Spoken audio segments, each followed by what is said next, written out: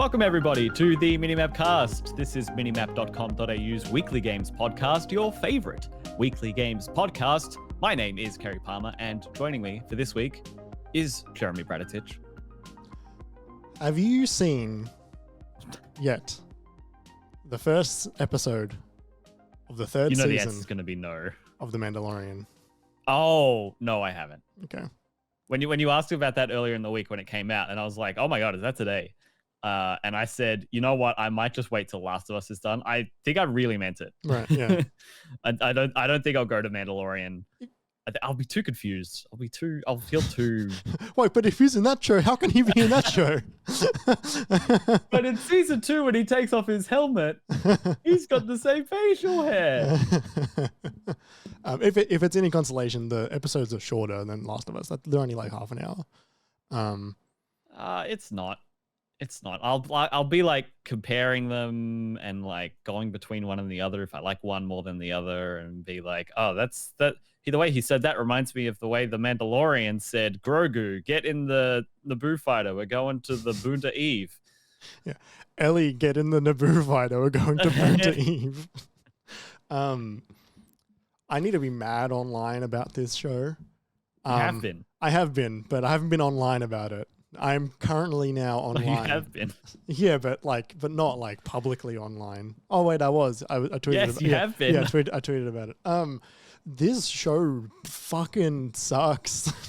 I can't believe how bad that episode was. To the point where I'm now in the stage of, I think I need to go back and watch season 1 and 2 again and see if it was like this horse shit from the beginning. Because I don't think it. I surely there had to be something there that we all latched onto.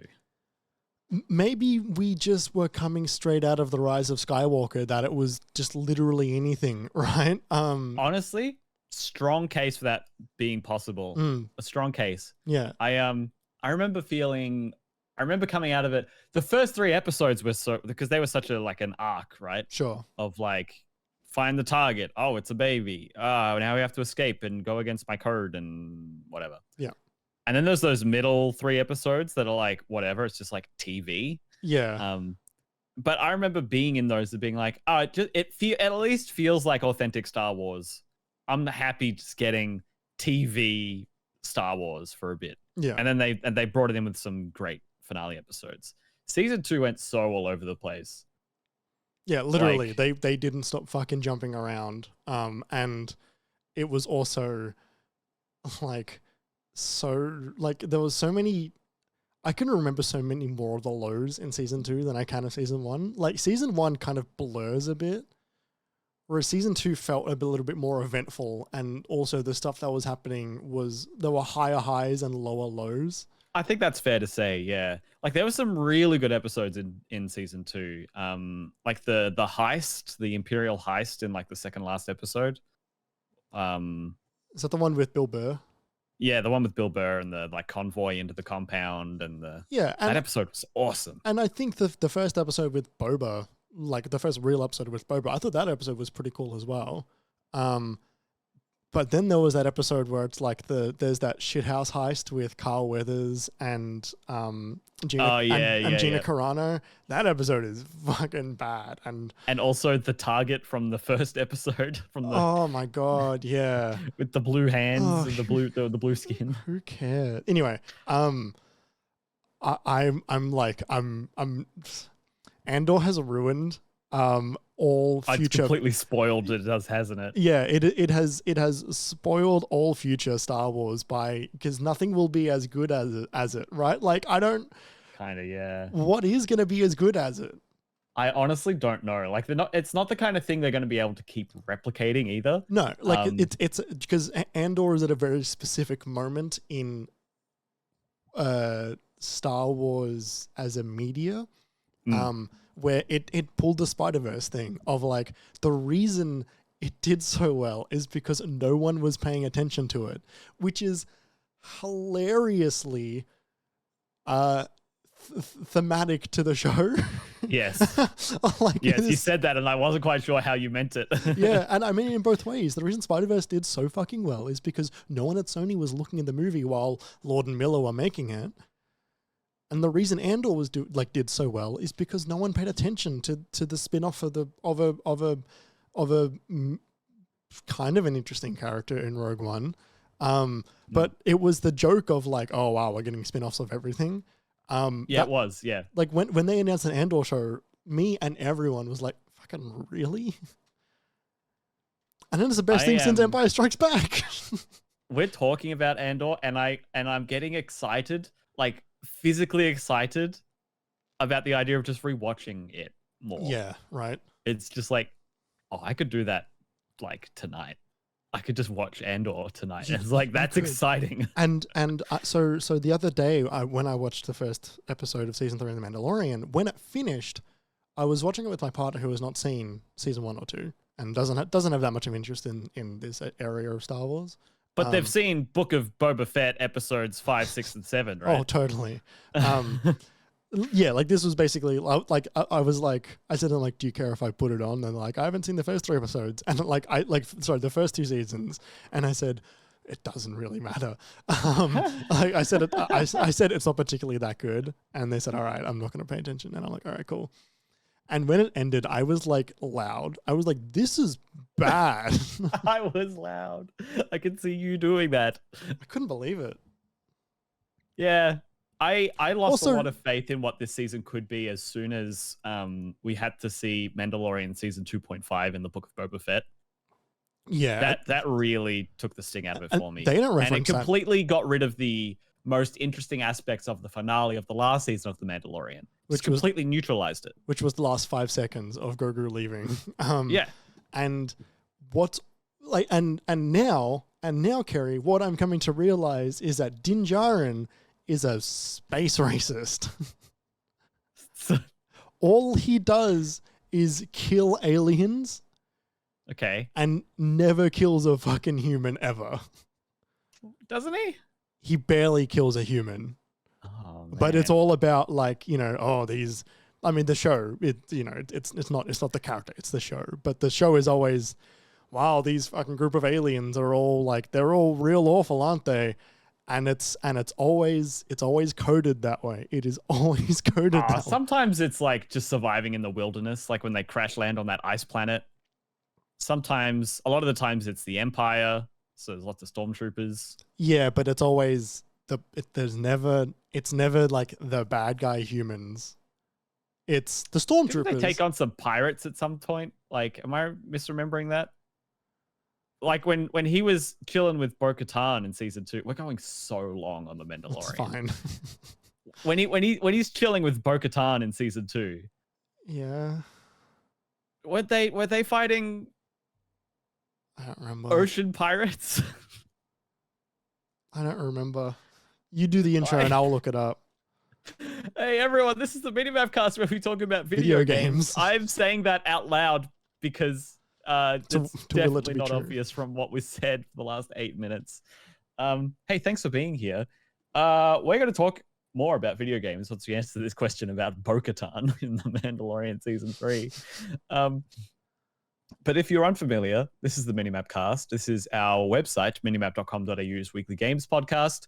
The MiniMapCast goes live on all podcast platforms every Wednesday with 24 hours of early access available to our patrons. More on that later. If you like what you're hearing, make sure to tell all your friends and give the show a positive rating wherever you listen to us. It makes a huge difference. It doesn't take too long. If you've got the time, that would be excellent. If you want to get notified every time a new episode is released, you can follow us on social media. You can follow Minimap there. We are at MinimapAU on Twitter, Instagram, TikTok, YouTube, and also Twitch, where we are live every Monday, where we are live right now, 6:30 p.m. Australian Eastern Daylight Time for the live recording of the MiniMapCast. And just as a note, if you want live notifications when we go live, and you use Discord a lot, you can join the Minimap Discord. There's a join server link on the website. There's a Discord icon at the top or at the very bottom of the site that you can use. So yeah, and when we're live on Twitch, we always hang out with the chat beforehand and afterhand and during. It's a great time. We'd love it if you came and hung out with us. We wanted to say thank you to Shook for letting us use the Moog Model D Improv as the music for the MiniMapcast. You can listen to more of Shook's music, including his brand new album focusing on video game inspired music at shook.bandcamp.com. And finally, MiniMap is completely independent and funded almost entirely out of our own pockets. To help keep the lights and mics on, you can support us, as I mentioned before, by becoming one of our patrons. For only $5 a month, you get 24 hours of early access for all episodes of the MiniMapcast, plus some little extra bonus features we're cooking up, and more. So you can head on over to patreon.com/MiniMapAU if that interests you and you want to help us out. And remember, it's cheaper than a latte with oat milk. Yes, Sam, we hadn't done the intro yet. I looked it up. They fight a bunch of Quarren, the squid people. Oh, squid people. That's not what I remember. Yeah. That's a shame. Yep. You know who Andor fights in Andor? The machine. The Imperial machine. The Empire, but also the people who make up the Empire. Yeah. Fascists. Mm-hmm. Fascists. Mm-hmm. The more I think about it, the more I really wish Marva said "fuck the Empire" at the end of that season Instead of fight. Yeah, like as time goes on, like part of me is like, "Fuck, that would have been so hard." Like that would have been so fucking sick. It was so hard though. Oh, but imagine if Star Wars said "fuck." Yeah, it's like hearing Cloud and Barrett and Tifa swear. Yeah, well, the guy that's best friends with Cyril Khan says shit in the third episode. Does he? He says shit. Wow. Right? It could have been the first shit and Mario fuck. swore. Mario swore. Hey everyone, guess what we're talking about this week? If you guess The Mandalorian, you're wrong. We're talking about. Think they are. I guess not. We are talking. The topic for the show is mid-gen console refresh predictions. So we're going to be talking about what we think each console's potential mid-generation refresh might be. If we're looking at slim models, if we're looking at Pro or X models, in the same way that we had with the previous generation and generations before that, with the Slims and the Pros and the whatnots. Yeah, it's going to be interesting. Last generation was the first era of the Pro, I believe. That's true. Yeah, that's true. So this is the time when we might see a pattern emerge or not. I'm not sure if 2 constitutes a pattern yet, but it's the start of a pattern. Yeah. Well, 2's a coincidence, 3 is a pattern. Isn't that the saying? I guess so. But Yeah. 1 is just 1. 1 is just an event. It's so true. Yeah. 1 is 1. 1 is 1. So yeah, it's interesting because we've just done topics over the last 4 to 6 weeks about each of the console manufacturers. So this is kind of rounding up a bit of that information kind of peripherally, but also talking separately to a different part of that. But yeah, sort of an extension of all of those discussions. As always, it's going to be a bit weird to talk about this with Nintendo involved as well, because they're like off cycle with the other competitors. So there's when the Switch came out 2017, a bit more than 3 years into the life cycle of the Xbox One and PS4. Yeah.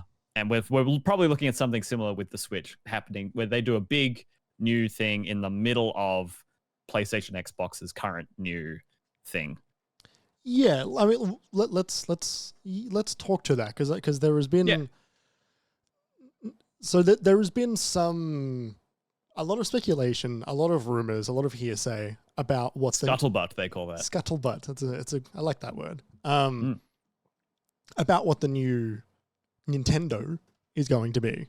It's funny. Don't you love how Nintendo has just like they could just make a Nintendo. Yeah, right. Because it's like that's pretty cool. Yeah, and I think it's because like every other company has got a parent company, right? Like it's not gonna give me a Sony or like give me a Microsoft. Like no, that's right. Yeah, no, that's what the difference is, because it's like, well, they do make a PlayStation and they do make an Xbox. Yeah. But yeah, no, it's different because it's not a Microsoft. Yeah, like Sega could do it if they still made hardware. If they made a Sega. Yeah, give me a Sega.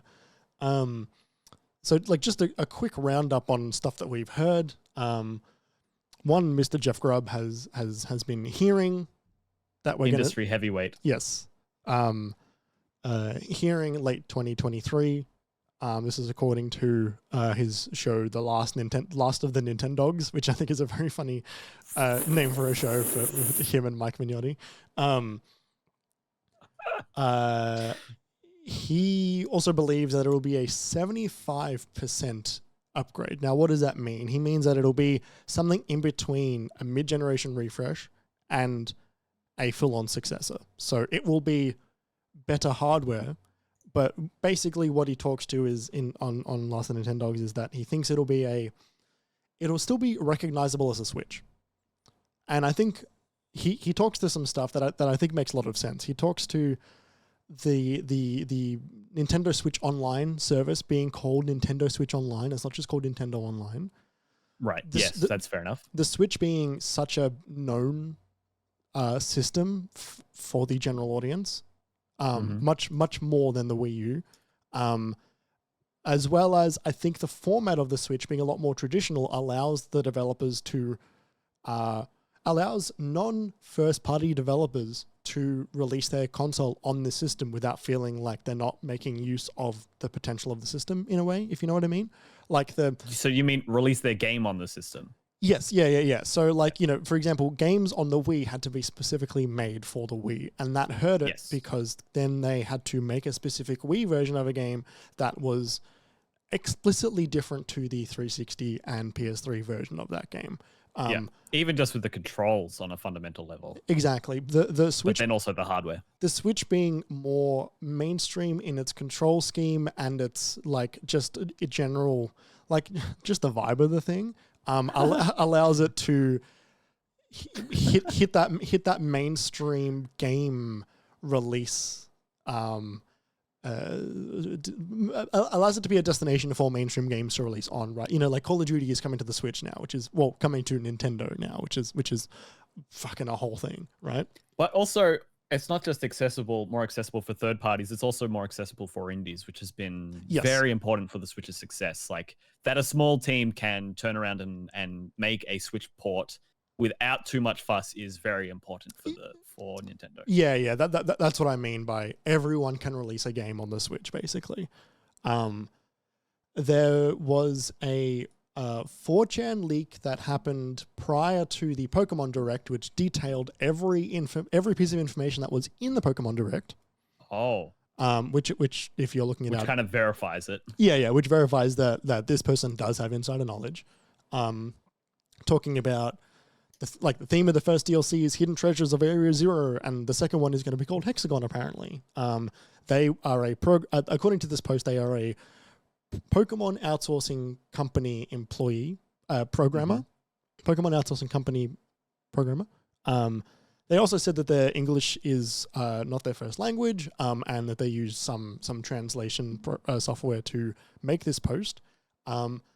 The important part about this post in relation to what we're talking about is they say the final line of their post is, "We are working on a graphics enhancement patch for the new Nintendo Switch models that will be released alongside the second DLC for Pokemon Scarlet and Violet." Whoa! Right? Which we need to stress that there is a chance that this was just a translation error, considering how low key they are about saying that. Like the tone of the thing is not, "Hey, I have I have information that will lead to the arrest of the Nintendo Switch 2." It is just, "Oh yeah, also we're making enhancements for this Switch console that isn't announced yet." They also, if they were going out of their way to leak stuff, then theoretically, wouldn't they put that at like the top of the? Maybe. Yeah. There's also the chance that they mean the for whatever reason, this patch is only applicable for the refreshed version of the Switch that had the better battery and newer. Maybe it won't work on launch systems or whatever. Yeah, who knows? On top of that, there was a post made on a forum which I had trouble finding because it got taken down. But there was a forum topic that was made by a manufacturer in China who was talking about the new Switch's manufacturing, and that whole thread got taken all the way down by a DMCA claim from Nintendo. It's from Nintendo themselves, which immediately it gives it a big tick of potential validation, right? Exactly. That's another verified it's the Streisand effect, right? It's like if they didn't do anything, then maybe no one would have seen it. But they couldn't afford to, liability, yada yada. So signs are pointing to it still being Switch, it being announced this year. We'll probably I think we've said this a little bit now, but I still think we'll see it this year. And it is looking more in line with being the next Nintendo Switch, not the next big Nintendo. Which big swap into a new whatever, a new gimmick, a new framework, a new this makes sense, I think, with them not leaving behind one of the biggest adoption rates they've ever got. Definitely. This is in line with Pokemon Scarlet Violet being one of the fastest selling games of all time. Why wouldn't you want a better version of that to run on another console, on your next console that is coming out roughly 12 months after after the game releasing, in line with the DLC? Maybe they release a Ultra Scarlet and Mega Violet, which includes the DLC, and they can charge and a performance patch. Yeah, and they can charge full price for that while bringing the price of the original one down by $20, like they did with the Sun and Moon games. And you have to imagine, while the attach rate for Mario Kart 8 and Breath of the Wild, the two closest launch games for the Switch, were really high. It was there had been more copies of Breath of the Wild sold than the Switch at some point in the early days of the console. You have to imagine they're looking at the numbers and saying, we would much prefer to launch this on a platform where tens of millions of people can buy this game at once, rather than the 1.5 million that we could optimistically hope for with the launch of a new console. Based on projected industry sell-through rates and stuff like that. It is so risky. If you have the option to keep that successful platform rolling, then they're definitely going to want to take it. And some of this information, Grubb himself has said he's hearing rumors from rumors. But there's the thing is, there's 4chan leak, this manufacturer from China's post that got brought down. There's more to it than just I'm hearing. So there is it is starting to genuinely feel real at this point, and it's been long enough. It really has been. They were planning on doing it 2 years ago. Yep, we know this. And the OLED was a stripped down version of it. Yeah, so the plan has been in the works for a while. I hadn't heard the extent of all of these rumors altogether. It's honestly reminding me a bit about the NX rumors leading into the Switch, and how even the PS4 Pro, whichever one was Morpheus. I think that was maybe VR. I can't remember, but Morpheus. What was Pro? It was a different god, a different. Was it Neo? It was Neo, wasn't it? Maybe it was Neo. Yeah. And just how it's just basically an open secret at that point. The project name has become Project Scorpio, for example. That was an internal one that they turned into a product because it generated so much buzz in the industry and through news outlets that it was worth them capitalizing on it and selling a Project Scorpio edition of the One X. I'm starting to get that vibe here. When And there's smoke, there's fire. And remember the NX for a while. At some point, it became so open that Nintendo just came out and said, "Yeah, we're working on a thing. The code name is the That's NX. true. Like the code name is the NX, and like we'll show it to you." Not yet. Yep. I can see that happening here. Yeah. So. Yeah. So that's basically kind of it for Nintendo. It's a lot. Yeah, like it's a lot, and it's the most we've had consistently. It's the most consistent information that we've had in a little while. And I also think it is siloed. Like as always, Nintendo are kind of siloed off in their own space in the industry. Yeah. It's worth mentioning just quietly to you, Kerry, that I think Grab also mentioned again that yes, he is still doubling down on those Zelda remakes. Still exist. They are still done. And he has no idea why they are waiting. They've just been done for a while. Metroid Prime at the moment, isn't it? It's just Metroid Prime being out now, but yeah, like yes, yeah, the same the thing. rest of them. Yeah, the rest of them exactly. Like they're just sitting there. So weird. And he even brought, I still maintain that last direct wouldn't have felt anywhere near as punchy if they didn't shadow drop Prime Remastered though. Like maybe they're just keeping them there for the excitement. I know, but like he brought up an interesting thing, which is when Zelda had its like 40th anniversary or whatever, they said that they would do like a yearly big release of like one Zelda game would come out basically every year from now on because they can bring out remakes and new games out fairly consistently.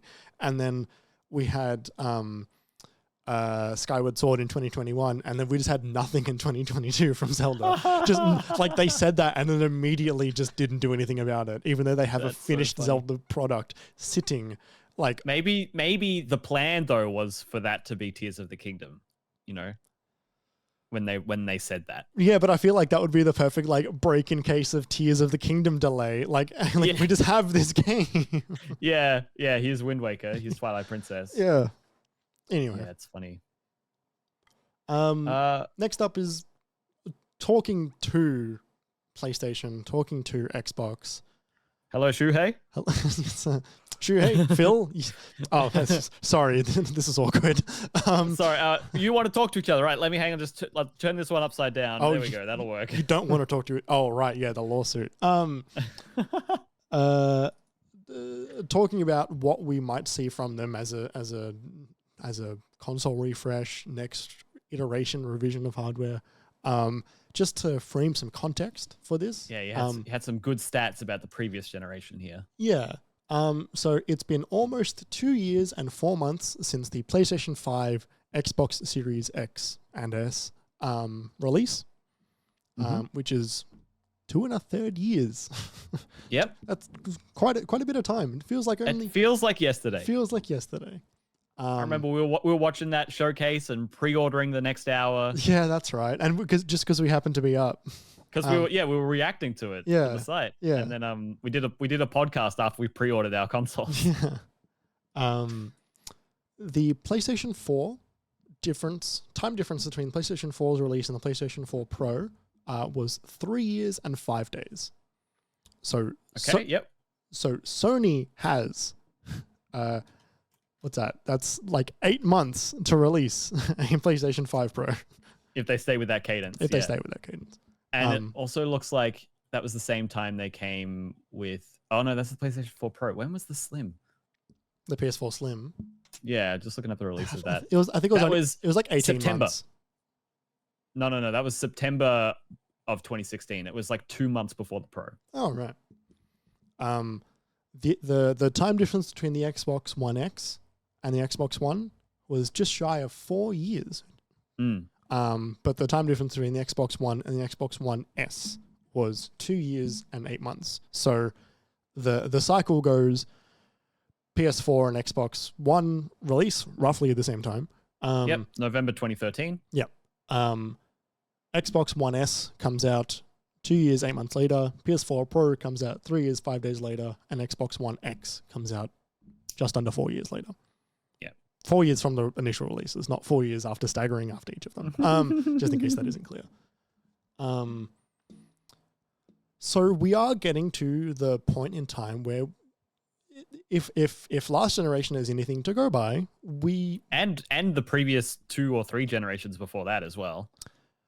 At least in terms of seeing a slim or an update. Yeah, the PS3 didn't get an update at all, but it was like in terms, like, they didn't get anything better, but it was just a slimmer console with more storage. And the Xbox 360 had different iterations. They had smaller consoles that had like less storage on it, and they had consoles with more ports. Yeah. Well, so did the PS3.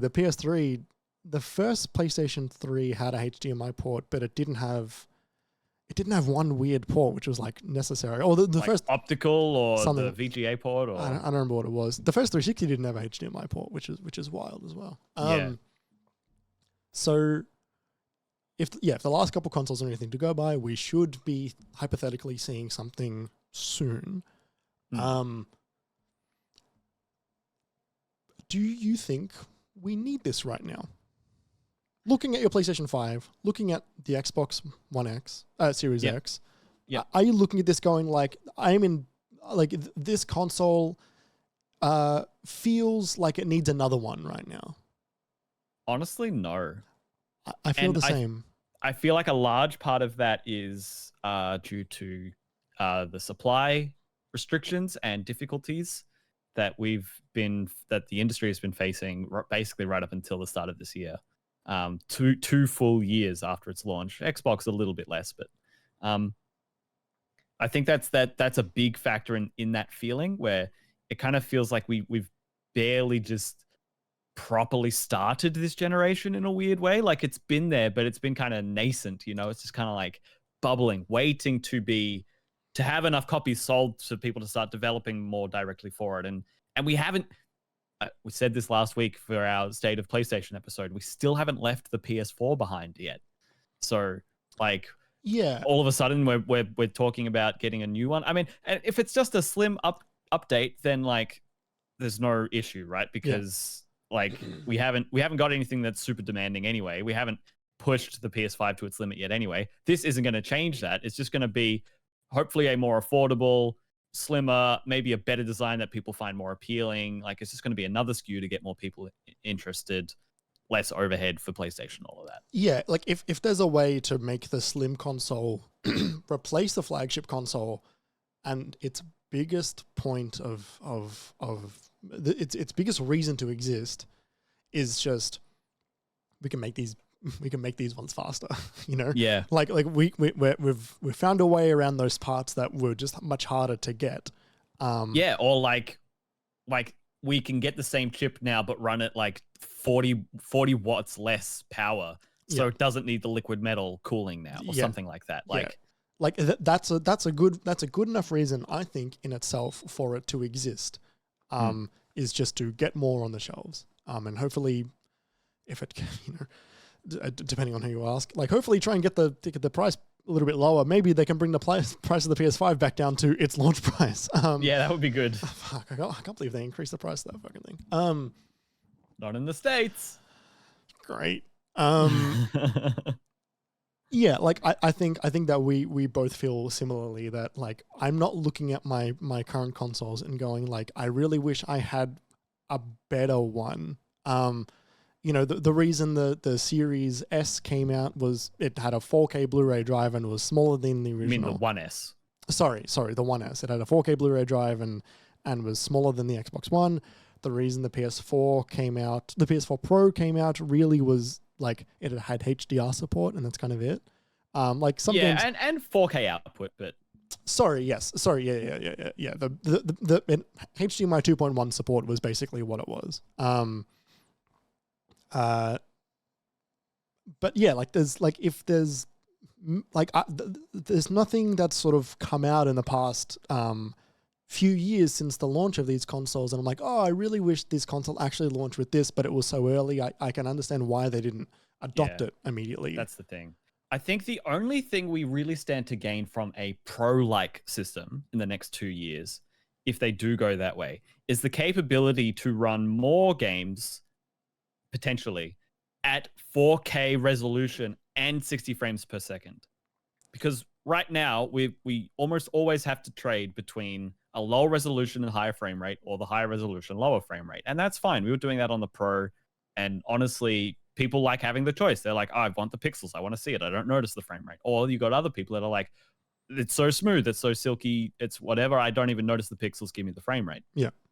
The biggest benefit you would get from a mid-generation upgrade, a PS5 Plus, an Xbox Series X Plus, is that option to just not compromise on the visuals. I'm imagining a world. Okay. What if they bring back HDMI in? Oh, fuck. Okay, yeah. Go on. That's all I got. You just want to run your PlayStation through your Xbox again, so you only have one input into your telly. I don't need that anymore. But yeah, there was a period of time where I was doing that, and it was fun. Yeah. It also made capturing either of them much easier because I just had to have one input. Yeah. Yeah, like there's, they've kind of got all the bells and whistles they really need at the moment. And, like I understand the Pro model of the PS4 and the One X version of the Xbox One console. It was the enthusiast machine. There was a reason the Scorpio took 4 years to come out. And it was because they were going for as many teraflops as they could cram into their marketing material. And also because their first console was woefully underpowered. Yes. So neither party are in this position right now. They can do ray tracing. If they didn't include that competently. Yeah. If they didn't, okay, a question. Can the consoles do DLSS? Or some of them do a version of upsampling. I know The Witcher uses AMD's FSR upsampling. They won't be doing NVIDIA DLSS because that's NVIDIA, and they don't have NVIDIA tech in them. Yeah, they got AMD cards. But yeah, some of them do use AMD FSR upscaling. Okay. Which is similar. I don't know how much. I'm just not as familiar with AMD's implementation. Yeah. It is the equivalent to DLSS. I'm not sure how much AI work is involved in that. Yeah, I know. Sitting in that thing I went through a few weeks ago now, NVIDIA's thing is fucking bonkers. They're doing ray tracing DLSS, I think. Yeah. Which is like I was sitting here going like, what the fuck is this? Did I tell you that fucking the day before was sitting in their like marketing material when I went? No. Oh my god. The little logo. I took a picture of it with my phone. I like zoomed all the way in. I'm like, hello. Yeah, I see you there. Yeah. You followed me to Sydney. Yeah, fucking where's Wally? Yeah. So okay. The other thing I want to just briefly say is, while neither of us want or expect or feel like we need a slim version of a console, we are no longer the target market for that kind of piece of hardware, I would say. We were when we were like 10, and like it was too expensive to buy it outright at this time. Like parents didn't want to get it or whatever. And like, or like someone was just like, oh yeah, that's on sale. The Slim's on sale for Christmas. Just get that for the kids, like, or alternatively, like the Slim brings down the price of the old model and you get that for Christmas instead. Like, I feel like that's the kind of thing you would be expecting, like market you would be expecting to really take advantage of the Slim when it reaches more of a market saturation. And sure, because we are in this generation of consoles, we were first adopters. We just got it. We just got both the consoles. Yeah. When it comes to a Slim variation, totally. Like they're looking at us going like we don't have to we don't have to retain you, and we got you already, and we don't have to try and capture you. Like you are just firmly in the camp of you've already bought the machine. I think we would be in the market. We would be the target audience for a Pro model. Yeah. And I think both of us, and look, I think realistically we both thought this way about the PS4 Pro when it first came out as well, that we were both like, I don't really need it. Totally. And like, you know, the only reason I think the only reason I upgraded to a Pro in the end anyway was because there was a fancy looking schmick Kingdom Hearts one. And I traded in my old PS4 towards it, right? It was like, it was the right time for me to want that. Also puts and me like 4K TVs were cheaper then too. Yeah. It also put me in the great position of, well, now I don't want to get rid of my PS4 Pro because it looks nice. Yeah, now you just will probably keep that for the rest of your life. That big piece of plastic. It's a bigger box too. So we are looking at your life, Jeremy. We are looking at this going, I don't think this needs to exist. What do you think the refresh looks like for the PlayStation 5? You've got some ideas. Yeah, so you did a really good job looking up the details for the Switch that I hadn't seen. And I have a bit of information here for the PlayStation side of things. We've been getting some rumors that there is a new version of the PS5 in development. And it's got a detachable disk drive. So I'm just going to read this very brief article from GameSpot from Evan Campbell, January 17th of this year. So nearly 2 months ago, we were getting this last update on this rumor. The article starts, don't expect the rumored PlayStation 5 with a detachable disk drive to sport more power than the Sony systems out there today. Instead, think of this possible console as a redesign, as opposed to a Pro model. That's according to Insider Gaming owner Tom Henderson. He provided a couple of new details. And so links to the tweet. The tweet says, a small update here. Doesn't seem like there are any major hardware changes from the original console. So like internals, processor, all of that. Disk drive likely won't be compatible with the current digital version. And so, you know, when you think detachable disk drive, you think of, you know, USB disk drive things that you could put into like a laptop or like a MacBook Air or something to give it the capability to run DVDs or CDs.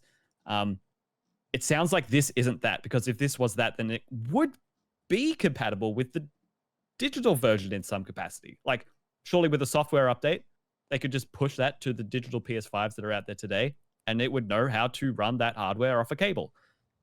It sounds like this isn't that, though.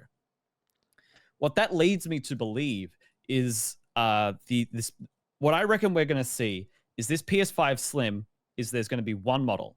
It's going to be one SKU as opposed to the digital and disc version of PS5 that we've had for the last 2 years. We're going to have one PS5 Slim, and it will have the option for you to purchase it with the disc drive and then for you to just attach that yourself once you open it up. That's what I expect. And that simplifies the supply chain because you need less bespoke manufacturing equipment to make different pieces of plastic and different circuit boards and different manufacturing processes for the robot arms and all of that. They're not handmade, are they? There's no way they're handmade. Yeah, Jim. It might be a not by Jim. Yeah, Jim did it. Might be a combination of both. Has anyone made a Photoshop of Jim's PlayStations? Like Jim's mowing? It's Jim's face on the side of a truck. Yeah. So yeah, that's what I'm expecting from this, and I reckon the disc drive will be like a module that you put in an expansion bay into the Slim, rather than like on a cable. I hope it's got a good tactile putting a VCR and a VCR player kind of like a hard drive into like a sled. Yeah. I really do too. Yeah, I don't know. Like, I think it's a strange target. Like, we keep hearing these rumors. It's like detachable disk drive. Look, I can see them just selling a detachable disk drive that just has got a USB-C cable and that's it, or it just uses the fucking PS5 controller one. Because those exist. And I think it's very easy for them to just, go to the same people that make the Apple like SuperDrive or whatever it's called and say like, hey, make a one with us with a weird collar that looks like a PlayStation 5. Yeah. I guess the problem is, like, how many external 4K Blu-ray drives have you seen? External, I'm not too sure. I don't think it would be that much more powerful than a regular one in terms of power. No, not in terms of power, but the data throughput to send it through a cable, it might be too much. Maybe. Maybe if it came with its own, well, like but is it more than the USB-C? Well, is it more than what the VR is sending to a headset? Yeah, I don't know. Like I don't know. Maybe. Well, that's the thing about like a 4K Blu-ray, right? Is it can kind of be that uncompressed amount of data, so you get a massively high bitrate video file when you do put in a 4K Blu-ray. Yeah, I don't know. Maybe there's a way you can, and I'm sure not, but maybe there's a way you can just dump the game onto the console itself, and it's like, if you want this version of it, the realistically, we need the attachment to read the license. Yeah, and it's literally just the way where like you just like it'll dump the disc onto the console, similar to you downloading the game, because you've already got a slim version of the game. You're getting bigger versions of those games already, or maybe it's just. Maybe the disc at that point is just your key to downloading the game. I don't know. I don't know what that looks like with the like a docking bay for additional modules, right? It feels old fashioned. It feels like it feels like when they sold a Rumble pack. Yeah, I mean, boy, let me tell you about the N64 expansion pack. Do you know about that one? Yeah, I do. It was just more RAM. And they built a slot for it from the start to beef up the amount of RAM in the system. Yep. Yeah. Some games required it, right? Didn't Donkey Kong require it or something? Yeah, Donkey Kong, Majora's Mask as well, I think. Yeah. That's why they called the Nintendo Switch Online expansion pack the expansion pack, right? That's yeah. Yeah, I don't know. Yeah, it's weird. Only because I just can't see them trying to sell this weird thing. I can see them honestly, because like, look, as far as I'm aware, the disk drive is not a thing that is stopping production. It's other components that are getting in the way. So I don't think I don't think any of the parts that they're waiting on is like part of the disk drive. I could honestly just see them discontinue the disk drive-less version of the console. And just sell the original non-slim with the disc, and then the slim version optionally with or without it. Maybe they I see them moving over to like one SKU, but I think it just might come with a disk drive. And they also sell a disk drive for folks who want one for their PS5 that doesn't have a disk drive. Maybe I don't know.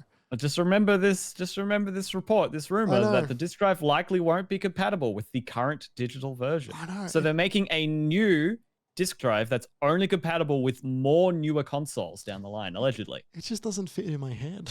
Yeah, I know, it's strange. It just doesn't compute. The thing I was saying before the show when we were talking about this was like, it also makes me wonder if, they kind of, what that means is if they do make that one SKU going forward, and then the disk drive is optional, that allows them to try some other things in terms of supply and measure demand in certain ways. But what it means is everyone's at least getting a PlayStation 5 digital. Yeah. And what I was saying is, what if they decide to artificially limit the number of, and maybe it's not artificial, maybe it takes more components, whatever. But maybe they can't put out as many disk drives as they can put out consoles. So then people buy the console because whatever, I'll get the disk drive later. And then they get used to just buying digitally, and they don't bother with the disk drive at the end of the day because it's $150. I don't need to. I'll just buy the games new on the PlayStation Store for full price, which gives PlayStation a lot more money than it does when people are buying from disc versions. Yeah. Like there's that, or it also allows them to, like I said before, just cut down on the differences in manufacturing. They can have their accessories manufacturing over there making disk drives. They can have their console manufacturing making this one type of machine, and that's it. It's a really weird situation. Give me a name for this console. Is it just the PS5 Slim? Yeah, they've been really the fact that they're just going in number order further ahead, and I suppose with the PSVR as well, that's just like PS5, PSVR 2, right? That's just what it is. they're actually one of the only tech companies that have any sort of naming consistency. Like, yeah, the first time they've think about broken how the Samsung Galaxies they went like 1 through to 10, and then it was 20, then 21. Like, yeah, it's interesting as well that they've broken the line of DualShocks. Now it's DualSense. That is true. Yeah, that is true. I was honestly a bit upset about that. I wonder if they'll go back, because they did when they went to the 6-axis controller. They then went back to the DualShock. Well, that's because the 6-axis didn't have any shock. It didn't have any rumble in it. I know. Moving on to Xbox. What does a refresh look like for the Xbox? Xbox is in a weird state right now. I mean, they've been doing their own thing for the last 4 or 5 years now, anyway. But it's strange. Well, I was saying like before the show, just like I don't even know what they are doing, and you said, "Well, we do know what they are doing." Yeah. Like they've spoken at length about their Keystone project, which is their streaming only Xbox that is that can just run off a console. Like it's like a little machine. It's the controller and it just plugs into a TV, and it's just like xCloud as long as you want. And that's it. Yeah. No local installation. And it's interesting, right? Because I think that what stopped them releasing that was because what we know is that they had it, and then they've cancelled the project that they were planning on releasing, and they've put it back to the drawing board. They said they sent it back. Yeah, we weren't happy with the direction it was going, and I think took it back to the kitchen. Yeah. I think the reason they weren't happy with it is because Samsung was like, "Hey, you want to put this on our TV?" And then suddenly, like, they realized they can just run it off the software that a smart TV can do. We don't know at what, like, I don't know off the top of my head, like, if you can stream at 1080 60 or whatever, right? Like, that's a good point. Let me look up a quick review to see if it is performant. Yeah, but also, like, TVs have got stuff in them now to make them run 4K video completely fine. Mine does. Yeah. At very high bit rates, especially like locally. That's the thing though. Like the when it comes to gaming, you need low latency. It's true. As well as all of that stuff. It is true. You don't need low latency when you're watching episode 2 of season 3 of The Mandalorian on. No. I'm gonna say the platform like it's a fucking ad. Oh my god. It's like when Reggie is like, I'm still playing Animal Crossing Pocket on my what is it? I'm still playing Animal Crossing New Leaf on my Nintendo 3DS. It runs great on my new 3DS XL. Yeah. Yeah, look, I don't know what their new Xbox like console line is. I think they're pretty happy with how it's going right now. They've got 2 very specific models. They've got the expensive one, which is the powerful one with the disk drive, and they've got the cheaper unit, which is smaller, doesn't have a disk drive, and is basically your key to Game Pass. And I think that I don't know if they release a Xbox Series X without a disk drive. I don't know if they release a Series S with a disk drive. I don't think they need to. No, I mean, one of the best parts about the S is that because the X is so expensive and the PS5 at a similar price point, the S is that much more appealing because of its price. Yes. Like, it's that nice entry point to get up-to-date current gameplay. Like, if you're stuck with a 1 or a 1S and you want something but you can't afford the X, the S is so good. It's so good to have a budget option to get to the current generation. Or like, you don't have a 4K TV, so why bother shelling out for it? I'll just get the Series S, which can go up to 1440p, and that'll do, right? Like, it is really good to have the option. It regularly drops to less than 400 Australian dollars. Yes. Which is so cheap. Yeah, like I don't know if they maybe need a refresh even less than PlayStation does. Where they're just kind of happy to chug along, selling you consoles that will sell you their subscription service. And they've also got a million other options to get their consoles, right? Like, you can like loan them out through Telstra. I do know that. I remember walking past the Telstra store like on the way home, on the way to the bus from work. Being like, what the fuck is that? And that was actually really appealing. Yeah. When you couldn't find the console for months and months at a time. Totally, right? Yeah, I don't know. Maybe do they make a middle one? Do they make one that's more powerful than the Series S, less powerful than the X? Personally, we know they're making that streaming box. That would then position the Series S as the middle one. And I think that would be apt. I think that would be fine. Yeah. I agree. Because it is digital, but can install local games. And that is, in terms of features, a really good middle point between just streaming and Series X, which can do streaming, disc, digital, 4K, ray tracing, blah, blah, blah, blah, blah. Yeah. I do have a preview article for Samsung streaming from Press Start that came out in December. Was this from Shannon? Yeah, it's from Shannon Grixty. And I've scrolled down a bit here. This is on a standard internet connection. And here's the quote. If I was going off pure performance in terms of latency and frame rate, and I was handed a controller with no context, I wouldn't have immediately noticed that it was running from the cloud. If I didn't own, an Xbox Series X, or wanted to boot this up away from home on a Samsung TV, I'd have absolutely no qualms with playing it this way. Which, like, it's pretty awesome. appealing. Yeah. Shannon's saying, if I was a casual gamer or a teenager wanting to jump into Forza on my home TV without shelling out $750 for a console, it's not the best experience, but it's a totally fine experience that allows you to experience, the game and still have a bunch of fun. It feels like the proper console Forza Horizon 5 experience. Yeah. Yeah, and like, look, I think that's not too dissimilar to just my general experience with streaming games through the Xbox, where I've had a pretty fine time. Like I've not had many moments where I'm like, oh, this feels really bad. Yeah. And you know, my internet is quite to very good. I have always kind of put those tests in best case scenario world. But when I was downloading Halo Infinite, I sure could hit a button and play Halo Infinite while Halo Infinite was downloading, which is kind of nuts. So yeah, I don't think that they need one yet. I agree. Unless they just want to make it smaller, in which case go for your live.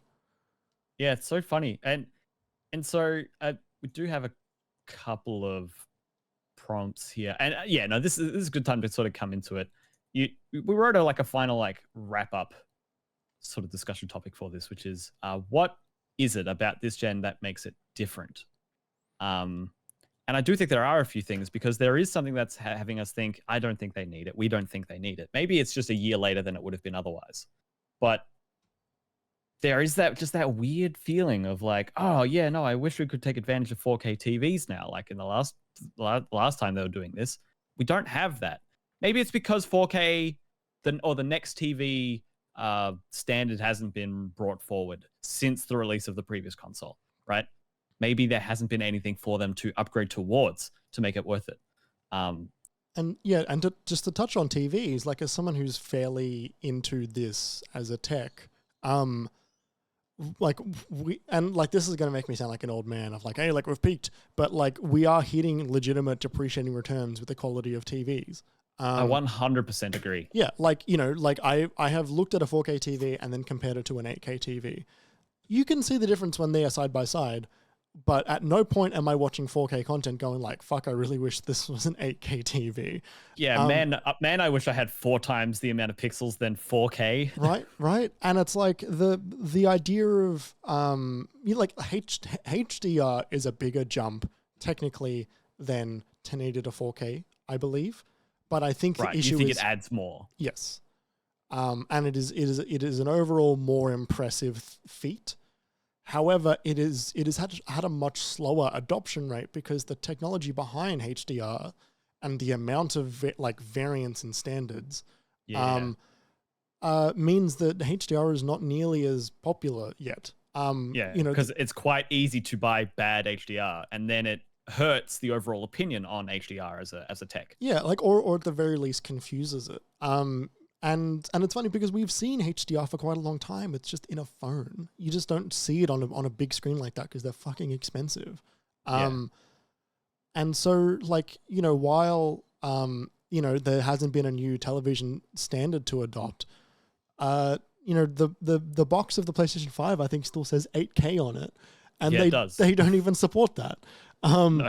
And so it's like, okay, so we don't need more of this right now because the one that you're currently selling isn't even truthful. And also, You can't even run the menus at 8K. yeah. And also, like, no one has 8K stuff yet. So we don't have the bandwidth for 8K. Ori ran at 6K if you wanted. It could do 6K. Yeah, but the console doesn't do 6K. I think the console might do 8. I want to say that the Xbox might be able to run the menus at 8. I might be wrong. Okay. But yeah, Xbox has the capacity to do that. Yeah, right.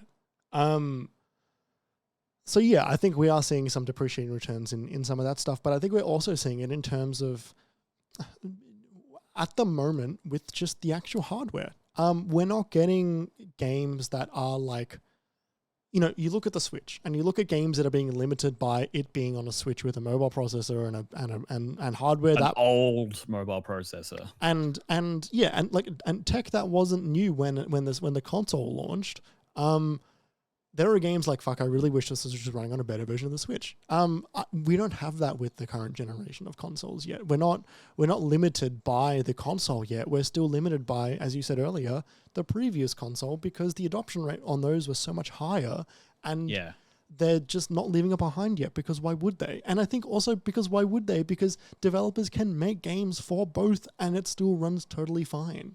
Right? You know? Like God of War Ragnarok apparently runs so well on PS4. Like it's equivalent to playing God of War 2018 on the PS4, which is exactly what I did in 2018 or 19, whenever I got to it. And it was a great experience. Or playing The Last of Us Part 2 in 2020, the year the PS5 came out, on a base PS4, 1080p, 30 frames per second.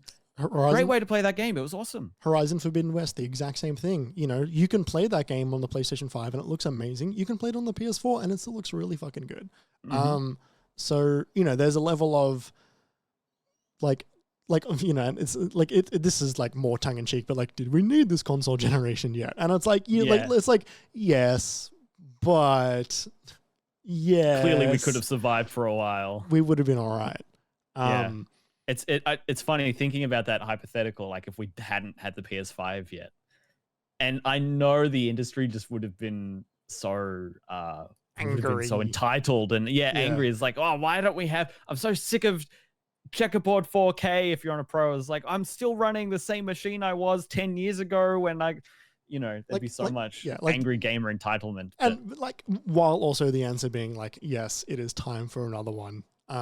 You know, thinking about how loud PlayStation 4s were towards the end, right? Yeah. Like we forget that that those consoles, it's not just that they were being pushed to their limits. It's that like they were running hot and loud, like they were running at capacity. Mm-hmm. So yeah, like there's a lot of things that make the, you know, COVID being another one, manufacturing, cost of living being another one, just supply. Like there are so many things that the rest of the world deals with, gaming deals with as well. That's a big reason why this feels so different. These consoles feel new in a way the PlayStation 4 didn't in 2016. Yeah, I definitely felt like the shine had worn off on my PS4 by this point. When I'm using my PS5, when I pick up the DualSense, I'm like, or like, for example, I'm using the PS5 on the projector, watching a bunch of YouTube. I'll just use a DualShock for that because it's better battery life and whatever. And they'll be like, oh, I'm going to play Last of Us Part 1 now. I need to find my DualSense. And I pick it up and I'm like, oh yeah, I get to use the DualSense now. That's cool. Like I still get just like, it's just a tiny little bit, just a bit like, oh yeah, nice. I get to play a new game. That's fun. Yeah. Like think like I'm going to just throw out a couple games to you in 2016 and I'm going to ask you, did any of these feel like hot next gen games in terms of like, oh my God, this feels like this is gaming. Yeah. Like this is a thing for my new console. Did you say the words new console when I talked to you about the game Overwatch? Yes. Did you? I would not see that running on a previous system. Definitely not. Oh no. Sorry, I'm not saying that this couldn't run on. I'm not saying that this could have run on the previous system. But what I mean is, did this feel like new console game or did this feel like mid-generation console games? I think Overwatch is I would say I would give it to Overwatch, honestly. Really? That Okay. game's gorgeous. All right. Doom 2016. Yeah, nah. Yeah. Dishonored 2. No, it's pretty middle of the road, like sort of third party, like just hitting the middle of the road there. Titanfall 2. So, because like what I'm saying is talking about the vibe of those games. Dishonored 2, Titanfall 2, Watch Dogs 2. Yeah, that was the year of the twos.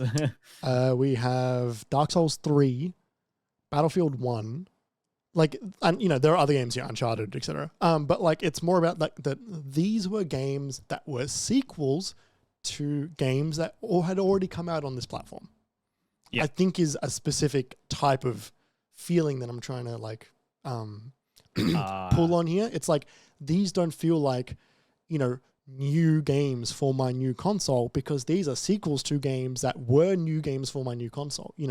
Titanfall 1 was a new game for the Xbox One. And it did a lot of exciting stuff. Yeah. Dishonored 1 was a new game for a PlayStation. Yeah, but like in terms of it was like within the first like couple years. For the remaster, it came out in 2012, Jeremy. Oh my god, there's a PS3 game, wasn't it? Yeah, I forgot. Yeah, I forgot about Dishonored.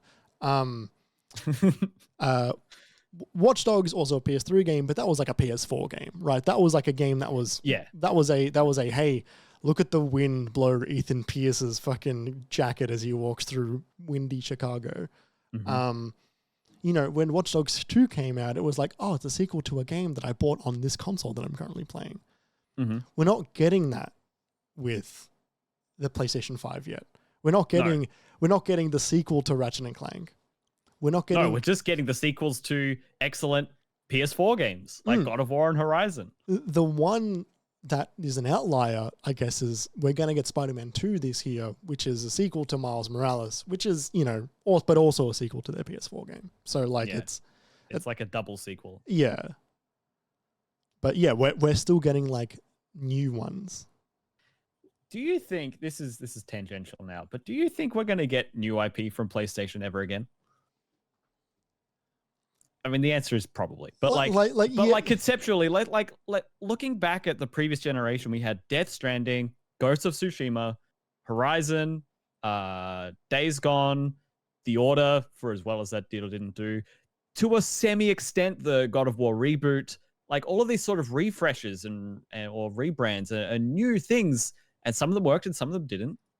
But it feels like all we're looking at is like just make it happen again now projects. Yeah, look, I think development, like as these games get bigger, development now takes longer, and Sony are not interested in smaller games anymore.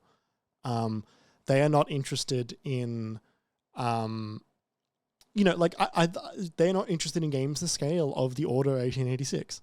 They are not interested realistically in games like Days Gone anymore, which probably would have done a lot better if that game was smaller.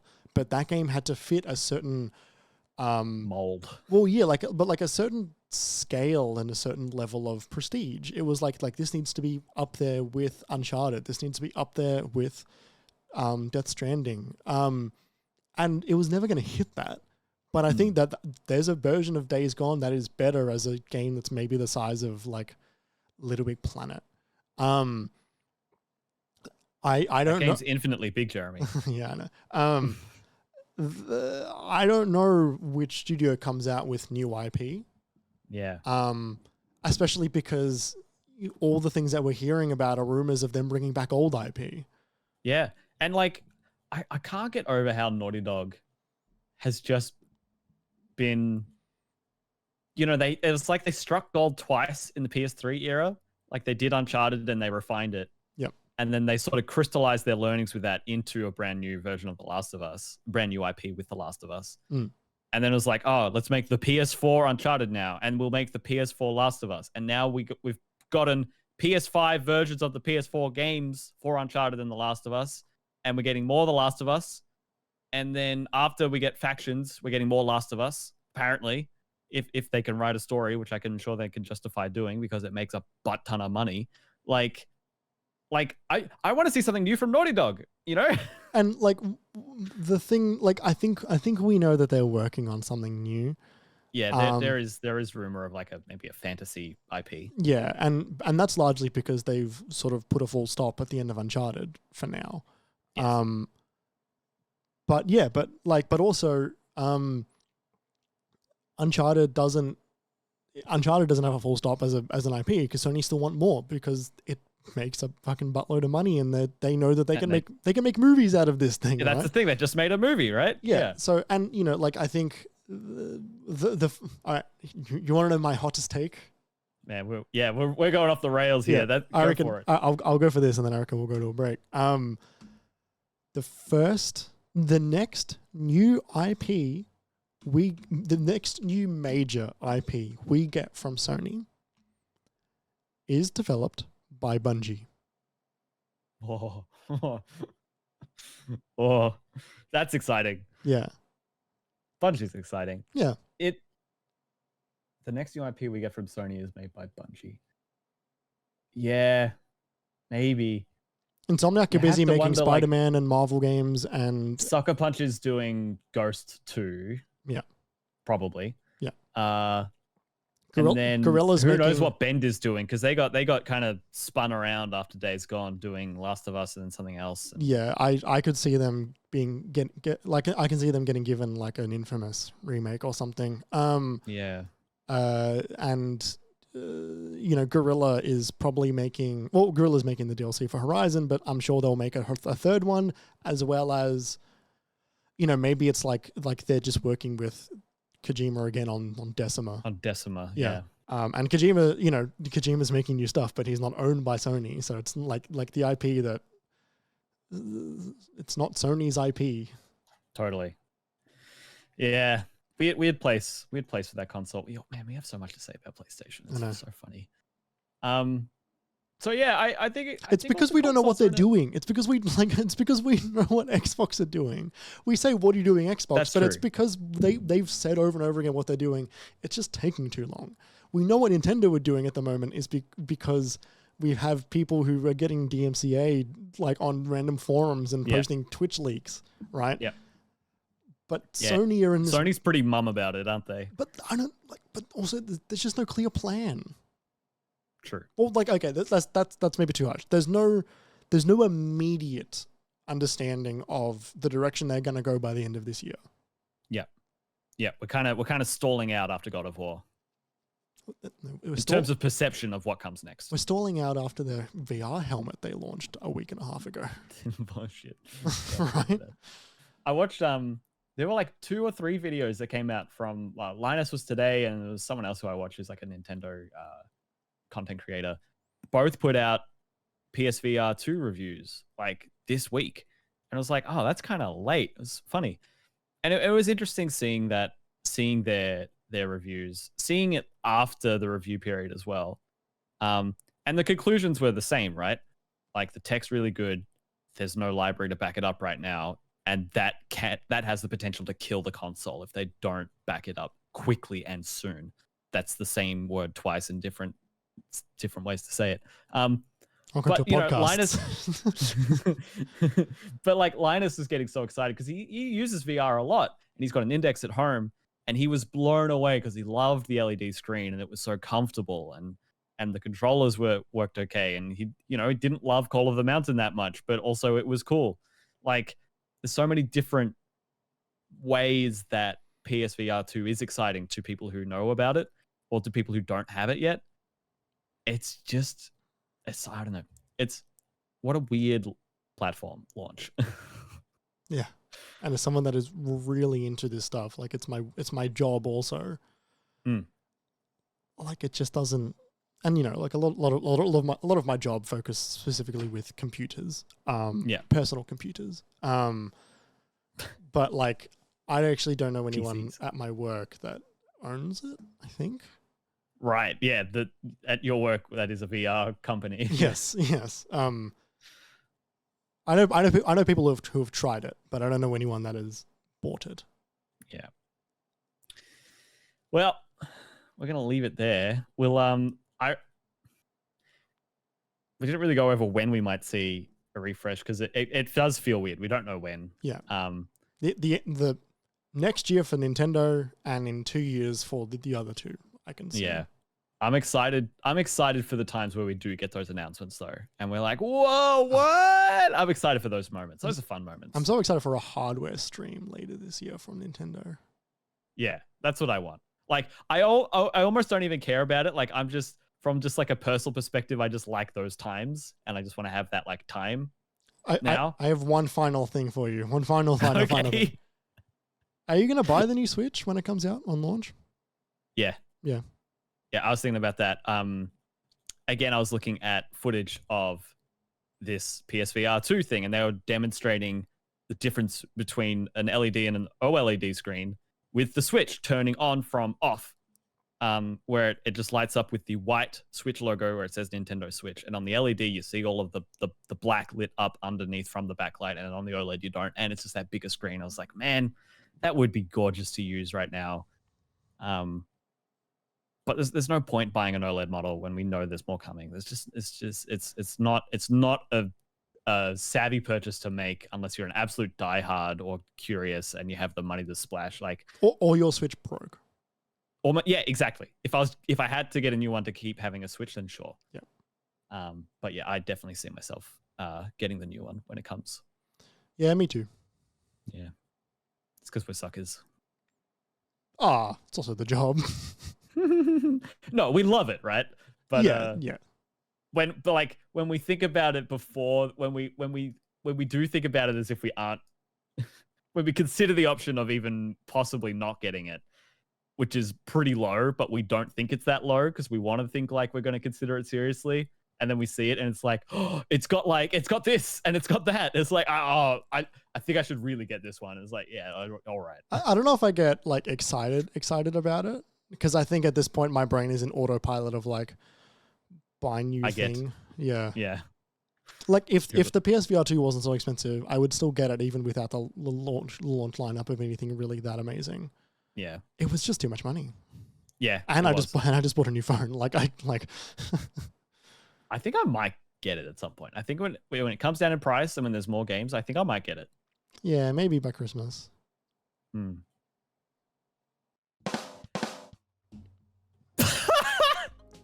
Hey, we're going to a break, everybody. That's Jeremy missing the break button. We'll be back to talk about Destiny. Might cut that.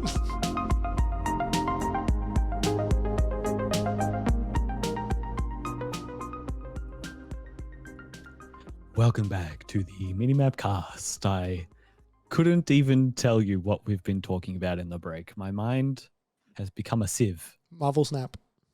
We spoke about Marvel Snap. We just talked about Loki, the show, and Kang for a while. Our days, how they were. Talking to the chat about our days. Oh yeah, and X-Men. Yep. Yep. And how there was an X-Men man named X-Man. Yeah. Which is just the worst non-joke I've ever heard. It's just the worst fact I've ever heard. Yeah. Yes. No, I've told you worse. There are definitely worse facts. About comics and related media though. Yeah. There's not much. That's pretty up there. Yeah. We're gonna do something that we used to do a lot. And it's been a while. There were times where we would talk about this game for weeks, recurring weeks, multiple podcasts in a row. Yep. And that was when they weren't weekly, over like 6 weeks Yeah. or like 6 episodes, 3 months. It's been a while. We have both independently returned to Destiny 2. The LightFall expansion came out last week, which is the big vaporwave neon pinks and blues and greens Neptune expansion. But that also prompted Jeremy and I to get our butts into gear, again, independently. We just had this idea separately together, to go back to last year's content, which we never really engaged with, and either start it or restart it / finish it. So in the last week, I have played through. Turns out I had done like 5 out of the 8 missions for Witch Queen, which I didn't realize. I couldn't tell you what 4 out of those previous 5 missions were actually about. Those the second the third of Witch Queen campaign I think is really quite good. The last third, if you will. Yeah.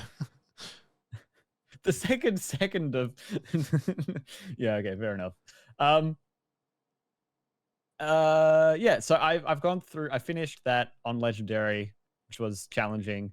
Jumped into LightFall, and I'm 5 missions through that now. So I've done a whole campaign's worth of content in the last week, just across 2 campaigns. Yeah, and I'm about maybe halfway through the Witch Queen currently. Not super far. But I am not playing it on Legendary. Yeah, that's right. Okay, well, I saw you talk about this in Discord, but tell the good people what your Legendary experience was. Yeah, so I did the first mission Legendary of the Witch Queen. Legendary being the hardest difficulty that Destiny offers. And they only put it in for the campaign with Witch Queen. It was a new edition with Witch Queen. Yeah. And you get more gear, and you come up to a higher level at the end of the campaign. And yeah, and it does a couple interesting things where it makes the enemies harder, but it also brings your level to a specific level. So you can't equip more gear and be stronger at that level. It is about a test of how good you are at the game and how many of the systems you have engaged with. Mods. That's how difficult Destiny, which is how our clan refers to it, works. Yeah. Raids in contest mode and like Grandmaster Nightfalls and all of that. They limit your power level. Yeah. Yeah. So I did the first mission in Legendary, and then I got about 5 minutes into the second mission in Legendary, and then realized I don't enjoy it in Legendary. And so I turned it down and had a much better time. Great. It's good you had that presence of mind to realize that and adjust. Yeah, like I have the age of difficulty, the age of games being hard for the sake of them being hard has left me. That's not quite true, but I think that man who didn't beat Elden Ring. Yeah. Man that beat the Orphan of Cos. True, you did.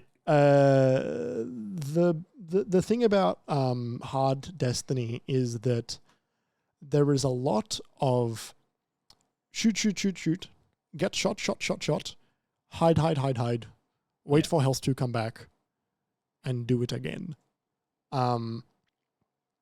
And I don't really engage with that very much. I think what I really like my hard games to be is me having a really strong sense of overcoming. Mm-hmm. It's why I love Sekiro, for example, because it's all about countering, and it's all about being like, and same with Bloodborne, it's all about attacking. It's all about being aggressive. It's why I don't enjoy playing slow, quiet matches in Apex Legends, for example. Don't you? Not as much as for example, if there's the option to get into a fight or not get into a fight, I will get into the fight. I didn't realize that was why, though. I didn't understand that was like a preference for you. I thought that was like a compulsion. I mean, it's both, right? There's a level of like, if I being a rat in Apex is fun occasionally. Like I'm not saying that I never enjoy it, but I don't enjoy that win. I like the wins. I get that, yeah. Like the wins that come fewer are the ones where you get 8 kills, but the wins that you get with 8 kills are oh so very sweet. Oh, they are. You see, the thing is, for me, I know I can't rely on that happening, and if I chase that, I will get so frustrated.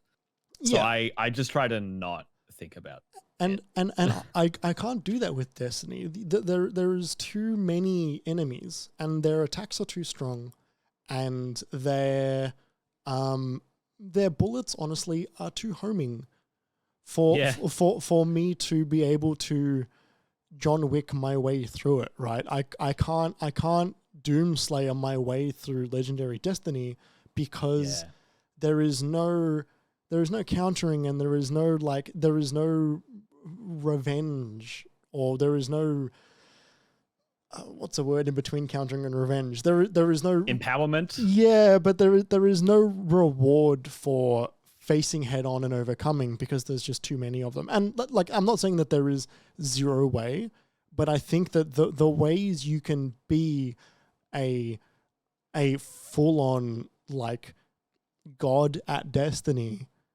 require far too much than what I am doing, which is playing a campaign once a year. Exactly. It needs you to have like 60 plus attributes, equipment, like on all of your armor pieces, and to use all the right mods to go into your armor, use the right exotic with it, the god rolls on your weapons. Yeah, that's the kind of like hard stuff. Yeah, and you know, there are people who can do that, and that's great, and it's good for them. But the legendary game mode is just not for me. It's like I don't like in Halo, even heroic or legendary, like there's a lot of hiding, but there's a lot of like you can take them out. It's only those few times when it's like, oh, there's just a fucking bunch of snipers and I got to like really crawl my way through this.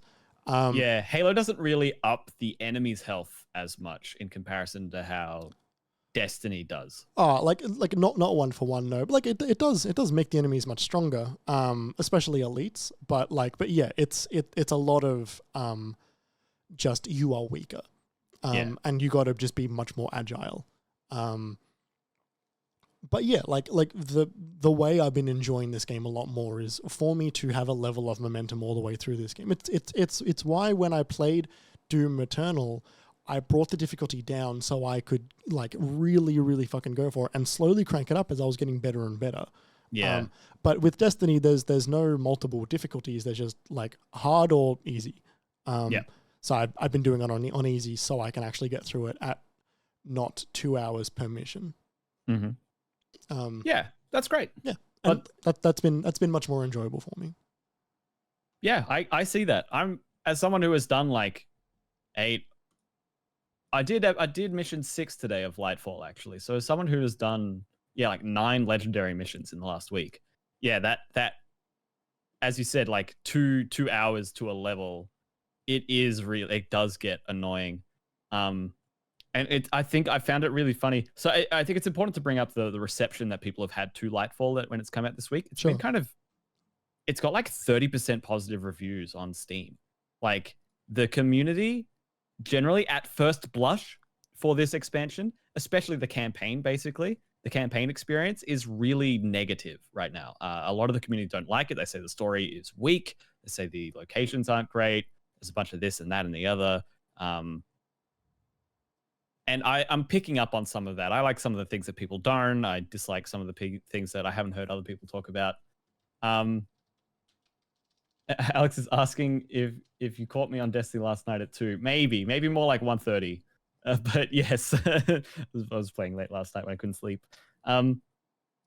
So it's interesting playing the legendary campaign for Witch Queen and then playing the legendary campaign for LightFall back to back, because theoretically it should be quite similar. They've done a bit of a sandbox update recently where they have made Destiny a bit harder, but playing in the patch version 7.0.0.1 or whatever for LightFall, but playing Witch Queen in that, so with all of that sandbox balance updating for the Witch Queen content, I had a much better time going through some frustrating and some difficult content through the Witch Queen Legendary campaign. I still enjoyed the go of it. I did get sometimes very stuck, or like I had the boss this low and the checkpoints pretty punishing, and so then I had to do it all again. And that was frustrating. That had me going, I'm come back to this later. But the I think LightFall's encounter design is kind of bad, at least in the legendary experience. I think it's really not fun a lot of times. Sometimes it's just like, here's 15 Vex, and the only reason this is an interesting encounter is because you're in a tiny room. And it's like, that's not interesting at all. Like, I know Destiny is always just some form of move into the room, wipe out the enemies, move on. But it's the designer's job to make that interesting for players to keep engaging with and to maybe replay the missions in the future because it was cool how they did this. Or like maybe they have a unique mechanic or maybe this or that. And like there's a distinct lack of that in this campaign, I feel like. And a number of encounters that are just like, this is just hard because there's one mission that was just like all tiny rooms and I really disliked it. Right. There was another one I legitimately spent 90 minutes on one encounter and it wasn't challenging because of a unique mechanic or whatever. It was just too many like gotcha moments almost. Like it was like there's two raised areas on the side of a big circular room. In the middle of the room, there are these two taken Centurions spawning and they send out these homing, slow, quiet grenades. So if you're not paying attention, those will get you. And they frequently did. Also, those top raised elevated positions are some of the best places to clear out the ring area, which you have to go down into to pick up some items and then cross over as well. So you go up there, but to get up there, there's also enemies that spawn up there first. So you have to clear them out. War beasts and strand shielded enemies and this and that. And then when you jump down into the ring, a whole bunch more taken spawn around the side. So then I jump down, then jump back up onto the elevated position to clear them all out. And constantly, these Centurions are respawning every 25 seconds. So even once I have to make sure to take them out because they have these homing grenades that I can't hear coming. So I have to take them out every time they're there. And oh man. That encounter was just not fun. There's a in stark comparison to the encounter I got really stuck on in Witch Queen, where I was like, oh, I know how to do this. I just need to do it better as an interesting thing here like this, or the arena is shaped a certain way. I think I can go over there and make that work. There's nothing like that for me with these difficult encounters that I get stuck on in LightFall. It's a lot of banging my head against a wall. Are you going to bring the difficulty down? No, because I'm trying to get raid ready because I think I might be able to get to level 1780 for the raid this Friday or Saturday and be a part of the day one experience. Our clan is full for the day one raid, I checked in with some other freelancers who I'm friends with, who turns out they have other groups that they normally have like 3 to 4 people, so they're happy to take on a couple of extras. And I would just love to have that day one experience, and there's really only one way to do it. Like, you just got to be there. I keep thinking back to Deepstone Crypt and how fondly I think of that raid that we did all together, learning it all together. There are ways to get raid ready without doing the legendary campaign, though. Yes, but this is the fastest way. And you reckon? Yeah, because when you finish the legendary campaign, you come in 10 levels under the raid requirement, which is basically where I got to for Deepstone Crypt with a week of grinding, of doing the powerfuls and the engrams, the prime engrams and the pinnacle rewards. Yeah. And all of that stuff. Like, I could just do that, you're right, and finish it on normal, but it would only get me to 1750, which is the soft cap. And then I would have to do all of that gear optimization grinding to get up 30 levels to get raid ready in the next week. And I did that for Beyond Light and it was too stressful. I do love the part of Destiny where you're in a new campaign and you're just getting shit gear, but it's always better than what you had before. And man, that number goes up quick and good and fast. I really like that part of Destiny. It takes me back to playing it for the very first time. You know what I mean? And you had that slow grind of like, oh, I just got my first blue. That's interesting. I wonder what I could do with this that I couldn't with the other. I don't love that part. Yeah, I don't think anyone else does that I've spoken to about it. Yeah, I mostly, I wish I could just have like an auto equip, because at this point it doesn't matter. Like, just give me the best stuff for now. I'll deal with it all later. Like, I don't need notifications of all of this stuff. Yeah, I can't meet you there. That's fine. So yeah, but it's been really fun. It's been fun to get into Destiny, and I am excited to get into the get ready for the raid. I am a bit concerned. Oh, it should be said as well, the new subclass Strand. It's pretty cool. It they don't give it to you until the end, I don't think, but you get to play with it in like half of the levels. Sure. I'm looking forward to when they give it to me and I can play with it, because like it's just a lot of the. It was very similar with Stasis as well, where it was like, oh, this is the Stasis room, and then I defeat the Stasis enemies, and then I'm back to my subclass. Have you seen the videos online of people fucking around with the grappling hook? No, I haven't. What have you seen? Oh, so you can grapple onto other people's ghosts. Sparrows. Oh, right. But also you can grapple onto each other. And I've seen 3 people stand in a triangle, jump and grapple to the one right of them, and as a triangle, they just start spinning. Oh, like perpetual motion. Yeah, they are just going and going and going. And if you get the closer, there's like speed ramps. So the closer you get to the one you've grappled onto, the faster you will go. But then they can then continue to speed over to the other one. And then you get into this weird, like the triangle like rapidly changes what kind of triangle it is. It's very funny. We have to try that. I would very much like to try that. I do think the story is like, it's not useless. There's an excellent non-binary like Neptunian warrior in the game who is excellent to hear lines of dialogue of conversation using they them pronouns as just like a part of what it is. That's honestly really great. But Jeremy, if you're looking, your door just opened slightly. Your bathroom door just opened slightly behind you. Yeah. I see you looking confused. I think that was a cat. or a ghost. I didn't see a cat. Sometimes the pressure in here causes that door to open. Right. It's worse when I'm inside of it and the door just opens. I'm like, what the fuck? Yeah, yeah.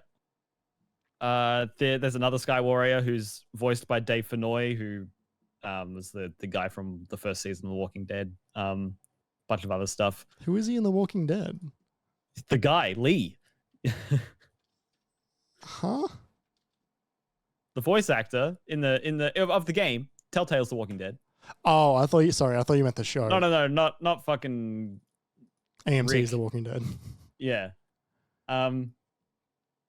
He's there and Osiris is there. Like it's not a useless campaign. I really like Nimbus as a character, the non-binary character, but yeah, it definitely has issues. Yeah, like this story, as far as I'm aware of, it came out of the final shape being too long, and then they spat it off into their own thing because they realized the story they wanted to tell was longer than one campaign, and then they couldn't get the whole thing done at once.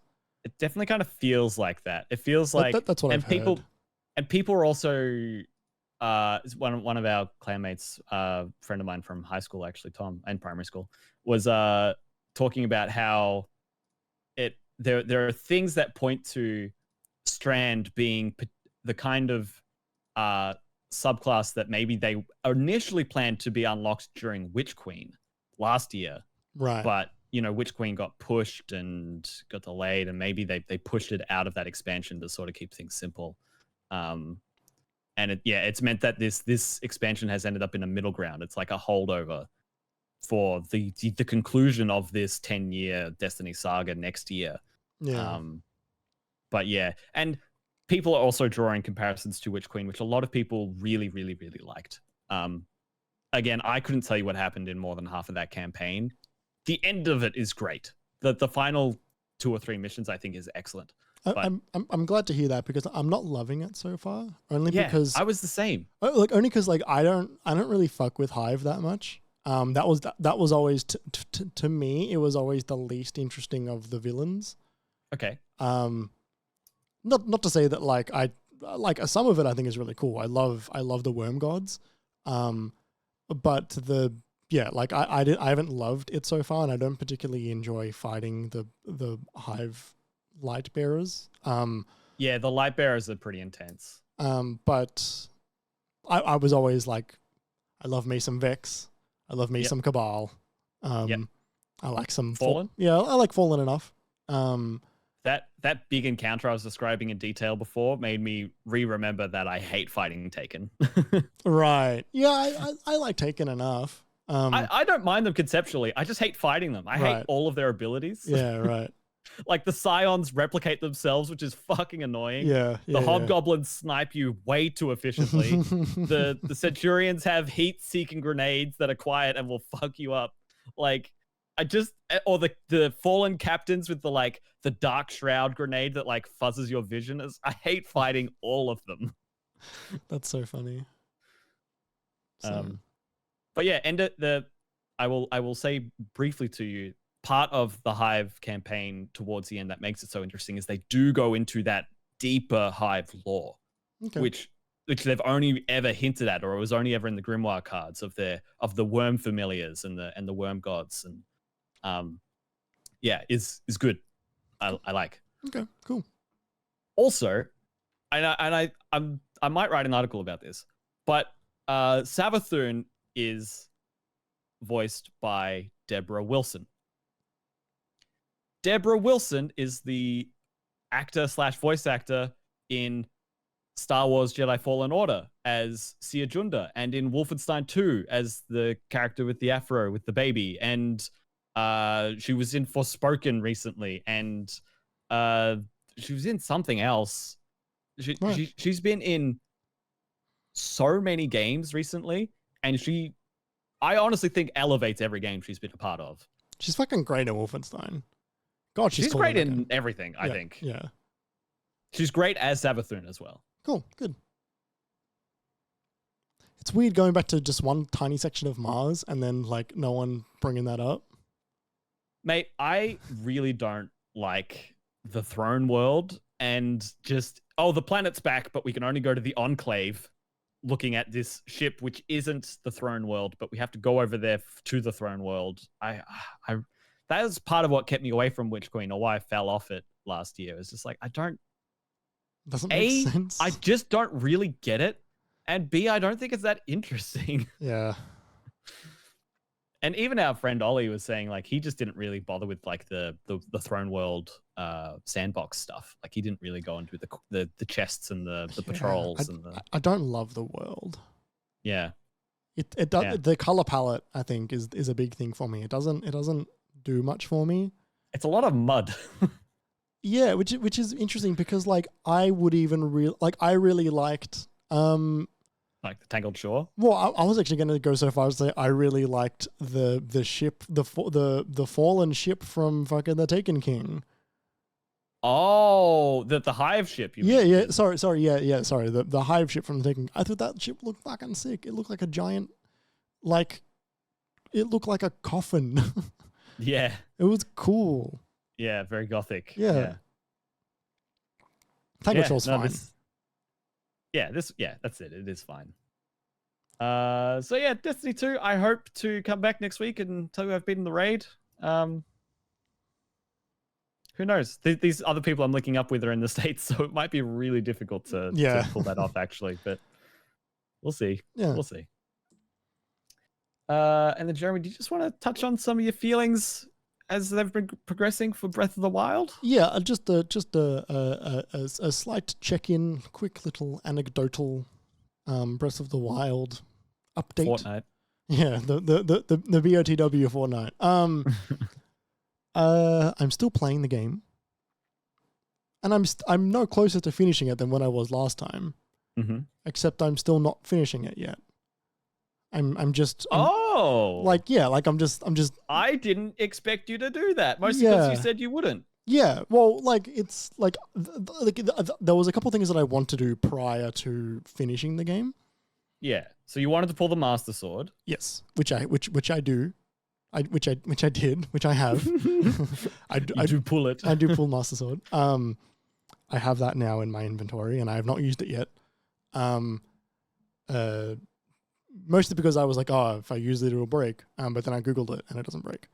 So it's fine. Yeah, it just needs to recharge. Yeah, which look, I think that's a better, I'm glad that sword doesn't break, I think, only because I would feel really, really sad about it if it did. Totally. But also if it was unbreakable, it would kind of break the breakable weapon system. Yeah. It's the Master Sword. It's a tricky situation. But yes, I've got that. I've been doing some of the world exploring. I don't super love. There's some kind of obtuse shrines that are like it says I'm really close, except it's actually not here. There was one very high up in the mountains, which was actually and your radar was going off. Yeah, but it's actually under the mountain. Yeah, and the entrance is not at all really close to where the radar goes. The one off. you got to knock the door down. Yeah, in the snow area. Yeah, and also that didn't work for me the first time the snowball hit it. No. And so I'm sitting here going like, what the fuck? Like, whoa, I do. And so I snowboarded into it and then just like hit my head and I'm like, oh, well, it wasn't that. And I Googled it. I'm like, wait, I did that.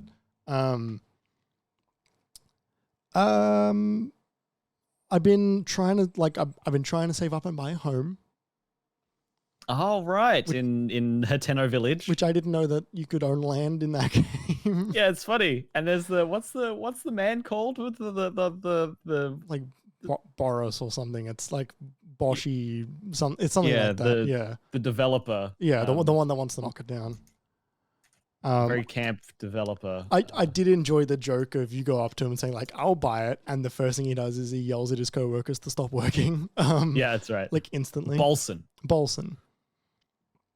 And yeah, and I still haven't. I shot an arrow at a dragon and I dropped a scale and then I put that scale into a cooking pot and it made awful food and I went, well, I didn't do that right. There's a lot of little things that I want to think because I think the moment I finish that game, I'm not gonna keep playing it. Yeah.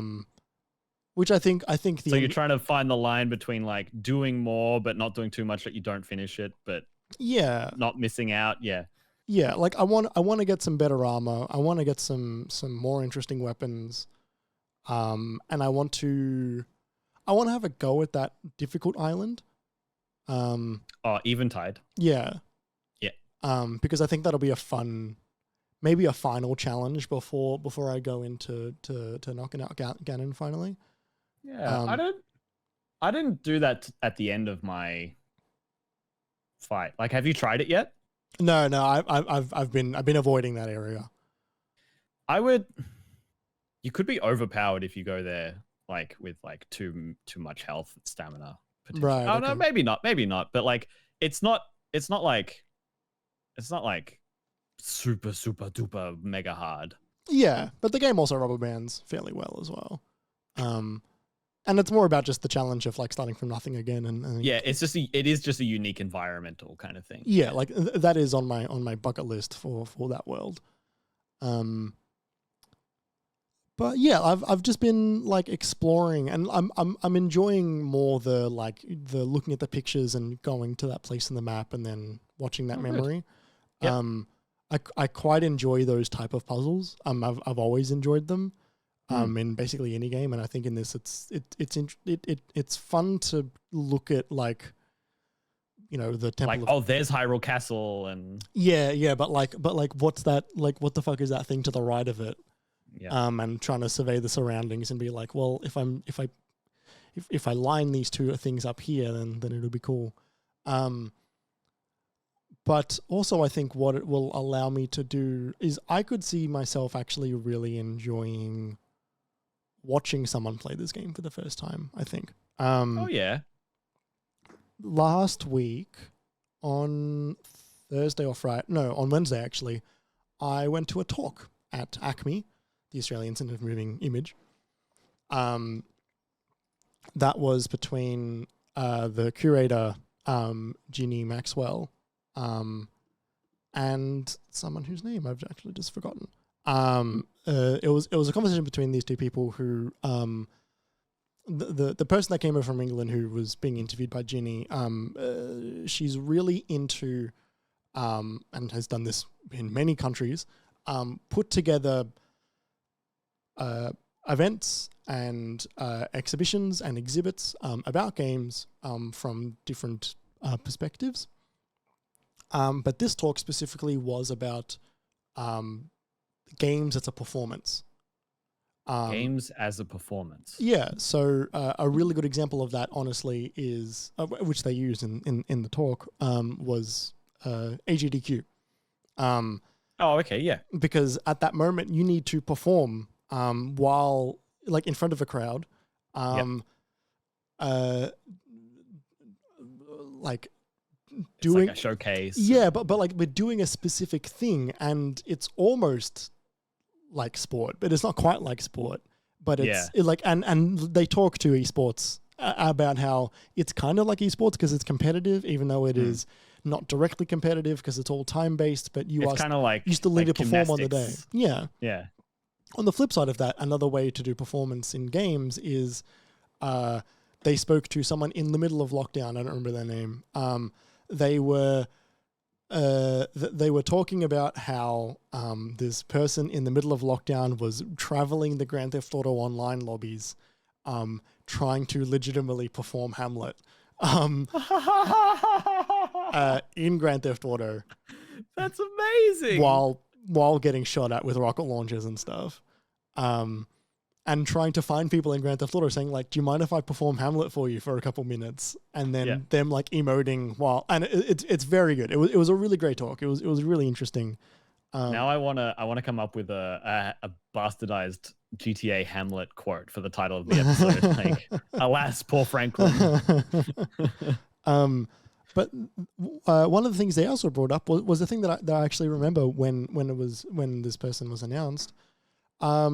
The streamer who did the Traveling Swordsman in Zelda, which is they played through the entirety of Legend of Zelda Breath of the Wild without ever crossing an invisible boundary of where they've already walked. Oh. They traveled the entire world in a single straight line that did not overlap at any point. That sounds incredibly arduous. The idea being, traveling salespeople, what they will do is they will pick a route, right? And they will pick the most efficient route to service the most amount of people as possible without crossing over, because that's not as efficient. Traveling Swordsman, Zelda. The event itself that I went to, now that I've finally brought up the ticket, is called... the ticket isn't loading. Video Games as a Performance, a conversation with Marie Falston. Cool. It was really great. But it reminded me of this talk, like of this Twitch streamer who did the entirety of Breath of the Wild without ever crossing over themselves. And I remember thinking about that when it was first announced, going like, "Oh, that's really cool." Like, I kind of wish it was in a game that I really enjoy watching. That time is now. The time is now. Yeah. Fucking fascinating. Like as a concept doing that, because there is so much planning. 100%. Yeah. But You don't have the DLC, do you? No, I don't. Right. So you don't have the map feature where you can like see where you've been. That was honestly one of the best parts of getting to the end of that game with the DLC and just loading it up, because it works retroactively. Yep. And tracing the whole journey. I'm like, oh, I remember that. There was a Guardian there. I died like 4 times because the line like goes and it's like red X. And you like spawn back there and it goes and red X. And I would consider buying the DLC just for that. Yeah. That's like a really fascinating thing to add, like, and allowing it to be added retroactively. Putting it behind DLC is weird. But allowing it to be retroactive is really cool. Yeah. Yeah, because you might have only worked after you bought the DLC. That would be so bad. I know, and then it makes you wonder, like, couldn't this just be like a quality of life update? Yeah, or like an upgrade you could buy at one of the labs or something. Yeah. Anyway, that was really great, and it reminded me of that stream, and I feel like I would now enjoy that stream a whole lot more. Is it archived or was it turned into a YouTube series or something? I'm sure it's on YouTube. I'm pretty sure it was like a thing that they were putting together. Yeah, because I was going to say it's you're going to find it difficult to get the experience of seeing someone play it for the first time these days, because so many fucking people have played it. Yeah, exactly, right. So yeah. Oh, and yes, and Alex mentions in the chat the motorbike course is part of the DLC. That was a big part of why I bought the DLC. It's so silly. I had basically completed the game by the time I got it, though. Yeah. I think my favorite part about it is the like flux capacitor, like what do they call it? The fuel intake in Back to the Future 2. It's not the flux capacitor. Yeah, it's a flux capacitor. No, because the flux capacitor is the like triangle thing in the back that makes it work. What's It's the like Mr. Fuel or something. You remember that intake? And they put the like banana skin in it. And the blender. Back to the Future. Mr. Fusion. Mr. Fusion. Yeah, the like you get off the bike and it like sits there, and you like pull out ingredients and you hold them in your hand, and then like seat moves away and exposes this like glowing blue Sheikah glow hole in the in the horse bike, and you just dump it in there and it's like and the little fuel meter fills up and you get back on it and you can drive off. That's funny. Well, that's gonna do it for us for this week, everybody. Thank you so much for listening. Oh, criminy! Link on our bike. Tell you what, I think we've broken the format a little bit on what whether the template auto populates the next thing. Next week's topic for next week, something for you to look forward to, is another installment of our "You Can Have This One" series? Question mark? Yeah. We are going to be talking about what we would like to see in a new version of the Infamous franchise. So that's what we'll be talking about next week, everyone. Look out for that. That'll be a fun time next Monday. If you are still here, well, thank you. And if you want to find out when the next episode goes live, or when this episode goes live, even if you're here with us live on Twitch, best way to do that is to follow our socials. That's at MiniMapAU everywhere. You can follow us individually on social media as well if you feel like it. Jeremy, where can they follow you on Twitter? At Obi-Wan-Jez. You can follow me on Twitter at KJPalmer_24. You can also head to minimap.com.au for absolutely everything else Minimap related, including the Minidisc podcast, which is our Game Club podcast, and the latest article which we have on the site, which I think is the MSI laptop event that Jeremy went to, the roundup article he did for that. For those of you that are here with us live on Twitch, stick around. We're about to do the post show, probably talk about Marvel Snap some more if I had to guess. And for those of you listening later, make sure to give us those oh so tasty 5-star ratings. It helps out a lot. Consider joining us next week if you can, live next Monday, 6:30 p.m. Australian Eastern Daylight Time. It's a great time. Lastly, if you wanted to, if you're able to, you could support us on Patreon to help keep the lights and mics on. You could do that by heading on over to patreon.com/minimapau. And for $5 Australian, you'll get 24 hours early access for all episodes of the MiniMapCast, as well as some great benefits, all while helping us out greatly. Thanks so much for being here. Thanks for sticking around. We'll see you next week.